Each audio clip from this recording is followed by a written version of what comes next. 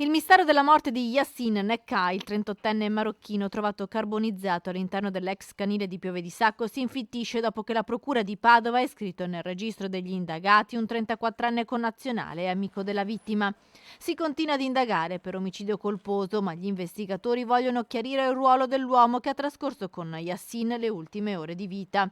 La vittima infatti risiede a Pontelongo con la moglie e 2 figlie. Era uscito di casa domenica pomeriggio. L'ultima telefonata alla famiglia l'aveva fatta verso sera, poi più nulla. Secondo quanto ricostruito dal 34enne indagato, i due avevano trovato riparo nell'ex canile abbandonato dopo aver trascorso il pomeriggio con degli amici. Qui avrebbero acceso un fuoco per scaldarsi e si sarebbero assopiti, forse a causa dell'alcol. Quando l'incendio è iniziato a invadere lo stabile, l'uomo si sarebbe dato alla fuga senza dare l'allarme per salvare il connazionale. Le fiamme, secondo la ricostruzione degli investigatori, sarebbero divampate da una candela lasciata accesa, ma chi dei due l'ha portata? Un altro interrogativo a cui i carabinieri stanno cercando di dare risposta è il seguente: il 34enne si è intenzionalmente dimenticato di svegliare Yassin o in preda alla paura ha pensato solo a scappare?